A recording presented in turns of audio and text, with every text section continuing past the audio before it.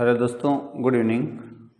आज के अपन इस बेसिक क्लास के अंतर्गत डिस्कस करेंगे एनटीपीसी के बारे में। मैं थोड़ा हल्का सा इंट्रोडक्शन देता हूं कि क्या है एनटीपीसी, कौन से स्टूडेंट इसमें पार्टिसिपेट करेंगे, इसमें एग्जाम का पैटर्न कैसा रहेगा। ये देखो, एनटीपीसी एक रेलवे की बहुत बड़ी वैकेंसी है। इस वैकेंसी के अंतर्गत बहुत सारी सीटें, लगभग 1,30,000 के आसपास टोटल रेलवे डिपार्टमेंट की सीटें हैं। उसमें से एनटीपीसी एक ऐसी एग्ज़ाम है जो 12वीं पास स्टूडेंट्स पार्टिसिपेट कर सकते हैं। जो स्टूडेंट इंटेलिजेंट है, जो कंपटीशन में इंटरेस्टेड है और जस्ट उन्होंने 12वीं की है, तो 12वीं करने के बाद जो एग्ज़ाम में पढ़ने का जो थोड़ा जुनून है वो ज़्यादा होता है। तो 12वीं या कोई कॉलेज की एग्ज़ाम दे ली, जो कंपटीशन की तैयारी कर रहे हैं उन बच्चों के लिए गोल्डन चांस है एनटीपीसी। इसमें देखो दो प्रकार से होगा। एक तो इसके अंतर्गत रहेगा सीबीटी फर्स्ट और एक इसके अंदर रहेगा सीबीटी सेकंड। देखो, सीबीटी सेकंड तो बाद की बात है, अपन बात करें इसके अंतर्गत सीबीटी फर्स्ट के अंतर्गत। मेन सीबीटी फर्स्ट है। और देखो, एनटीपीसी की सीबीटी फर्स्ट है वो बहुत स्टैंडर्ड की रहेगी, स्टैंडर्ड का पेपर रहेगा और इसमें बहुत सारे स्टूडेंट पार्टिसिपेट करेंगे। जो एसएससी की तैयारी कर रहे हैं वो बच्चे भी भाग लेंगे। इसके अंदर अपन बात करें बेसिकली, एक तो इसके अंतर्गत क्या रहेगा, मैथ का पार्ट है, मैथ्स का पार्ट है। एक अपने पास इसके अंतर्गत रहेगा रीजनिंग का पार्ट है और एक इसके अंतर्गत रहेगा जनरल अवेयरनेस का पार्ट है। जनरल अवेयरनेस के अंतर्गत जीएस का पार्ट रहेगा और जीके का पार्ट रहेगा। जीके और जीएस का पार्ट रहेगा। दोस्तों, इसके अंदर अपन बात करें मैथ और रीजनिंग, इनका लगभग 30 से 31 क्वेश्चन का वेटेज है। 30 क्वेश्चन मैथ करेंगे, 30 क्वेश्चन इस करेंगे और 40 से क्वेश्चन इनका वेटेज है। हाँ, तो इनके अंतर्गत इस प्रकार से एग्जाम का पैटर्न रहेगा। लगभग 30 से क्वेश्चन इस करेंगे और 30 से क्वेश्चन इस करेंगे और 40 से क्वेश्चन इस करेंगे। इसमें से 40 में से अपन मान के चलते हैं 25 से के आसपास, 25 से 30 क्वेश्चन इस पार्ट करेंगे और कम से कम 10 से क्वेश्चन है, 10 से 15 क्वेश्चन इस कर रहते हैं। ये वेटेज रहेगा, इतने क्वेश्चन का आइडिया रहेगा। अब दोस्तों, इसके अंतर्गत जो स्टूडेंट पार्टिसिपेट करेंगे वो मैथ, रीजनिंग और जीए के अंदर जीएस और जीके।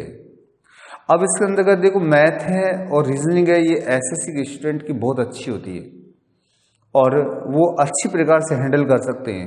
बट ये जीए का पार्ट है, जीए के पार्ट के अंतर्गत सबसे बड़ा रोल किसका रहेगा, जीएस का।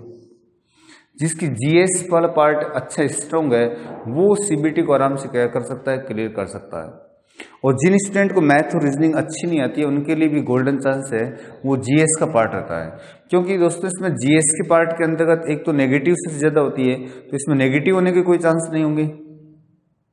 दूसरा देखो, जीएस का पार्ट है और पेपर के अंतर्गत कम से कम टाइम लेता है। यदि आपको आता है तो 10-15 मिनट के अंतर्गत आप इसको करके क्लियर कर सकते हो जीएस के पार्ट को। इसके अलावा अपन बात करें जो जीएस का पार्ट है, उसको ज़्यादा आपको मेहनत करने की आवश्यकता नहीं, सिर्फ आपको एक बार फट करके क्या करना है, रीडिंग लगाना है। इसके लिए अपने इंस्टीट्यूट के अंतर्गत एनटीपीसी के लिए स्पेशल बैच शुरू किए हैं, सुबह, शाम और दोपहर तीनों टाइम। और इन बैचों के अंतर्गत अपन मैथ की जो है, इसके लिए जितनी सारी सीट है, 3 लेवल की सीट बना दी, फर्स्ट लेवल, सेकंड लेवल और थर्ड लेवल, 3 लेवल बना दिए। जो भी स्टूडेंट मैथ का आएगा उस टॉपिक के लिए, हर टॉपिक की जितनी मैथ की प्रॉब्लम्स बनती है उनके लिए उतनी वैरायटी की सीट अरेंज कर रखी है। तो स्टूडेंट को पहले सीट देंगे, उसके बाद के अंदर उसका हर क्वेश्चन का सॉल्यूशन कराया जाएगा। तो मैथ को इतना सिंपल बना दिया गया है कि कोई भी स्टूडेंट जितनी वैरायटी की, जितने टाइप के क्वेश्चन बनते हैं, हर टाइप के सीट के अंतर्गत डिवाइड कर रखा है, ताकि कोई भी क्वेश्चन से कैसा भी पूछे हर प्रकार का क्वेश्चन क्लियर कर सकता है। तो मैथ के लिए अपने अल्टीमेट सीट बना करके तैयार कर दी गई है। और रीजनिंग के अंदर अपन बात करें तो रीजनिंग के लिए अपन प्रशांत जी से पढ़ाएंगे, शर्मा जी सर, जो अल्टीमेट फैकल्टी है रीजनिंग की। तो उसके उन्होंने भी क्या व्यवस्थित तरीके से questions, problem plus class, problem class इस प्रकार से सेट कर रखा है। तो इसका कोई क्वेश्चन गलत होने के चांस नहीं है। और जनरल अवेयरनेस तक के लिए जीके पार्ट के लिए अपन अलग अलग प्रकार की फैकल्टी अरेंज किए। और जीएस का पार्ट दोस्तों मैं खुद पढ़ाऊंगा तो बहुत ही अल्टीमेट, उसमें से कोई भी क्वेश्चन आपका गलत हो नहीं सकता। और पर्सनल जीएस का बैच भी चल रहा है अपने पास, तो पर्सनल जीएस का बैच भी चलता है और इनका कॉमन बैच भी चलता है। ये तो रूटीन के अंतर्गत अपना टाइम टेबल है। जैसे सुबह 8 बजे शुरू होगा, पहला 8 से 12 बैच रहेगा, और दूसरा रहेगा 1 से 4 रहेगा, और जो तीसरा बैच रहेगा 2 से लेकर के 6 रहेगा। ये इस प्रकार से 3 बैच का अरेंजमेंट किया है। और 25 तारीख से होली के बाद में बहुत ही व्यवस्थित तरीके से इसी क्रम के अंतर्गत तीनों बैच चलेंगे। जो भी स्टूडेंट है सबके लिए मतलब जो टाइम सेट बैठा उसके अंतर्गत वो क्लासेस ज्वाइन कर सकता है। और इसके अंदर अपन बात करें जो पर वीक के अंतर्गत जो अपन क्लास के अंतर्गत पढ़ाएंगे और उसका संडे को टेस्ट रखा गया है, ताकि संडे टू संडे क्या हो जाएगी, प्रैक्टिस हो जाएगी, और रूटीन के अंतर्गत 6 दिन क्या हो जाएगी, क्लास हो जाएगी, और व्यवस्थित तरीके से। इस प्रकार एनटीपीसी का पहला टारगेट तो सीबीटी फर्स्ट है, क्योंकि सीबीटी फर्स्ट के अंतर्गत कंपटीशन क्या होगा, ज़्यादा होगा। इसलिए जो भी स्टूडेंट है एनटीपीसी के लिए तैयारी करना चाहते हैं वो होली के बाद के अंतर्गत 25 तारीख से ज्वाइन कर सकता है। सुबह शाम दोपहर का कोई भी बैच अरेंज तरीके से, व्यवस्थित तरीके से।